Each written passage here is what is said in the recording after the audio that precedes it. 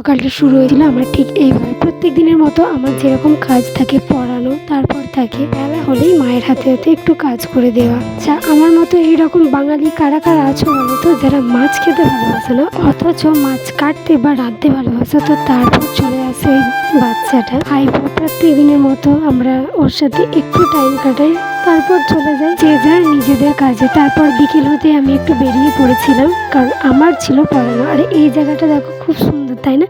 তোমরা যেটাকে বলে থাকো কাঠগোলাপ, এইটা কিন্তু সেই ফুল। রাস্তাটা পুরো ফুলে ভরে গিয়েছিল। তারপর আমি চলে যাই বাড়ি। রেডি হয়ে আমাকে যেতে হবে বাজারে, একটু কাজ আছে যদিও। আজকে একটা জায়গাতে ইনভাইট ছিল, তো সেখানেই আমরা চলে এসেছিলাম। তো বছরের এইটা প্রথম হচ্ছে আমাদের হালখাতা বলতে পারো। আর তারপর মিষ্টি নিয়ে আমরা বাড়ি চলে আসি। তারপর তোমাদেরকে তো ক্যালেন্ডারগুলো দেখানোই হলো না। তো আমাদেরকে ক্যালেন্ডারগুলো দিয়েছিল হচ্ছে, একটা হচ্ছে গণেশ দাদার আর একটা হচ্ছে কৃষ্ণ ঠাকুরের, রাধা কৃষ্ণ। একটা ব্ল্যাকের উপরে ছিল, খুব সুন্দর লাগছিল। তোমরা দেখে নিশ্চয়ই বুঝতে পারছো যে কতটা সুন্দর লাগছে।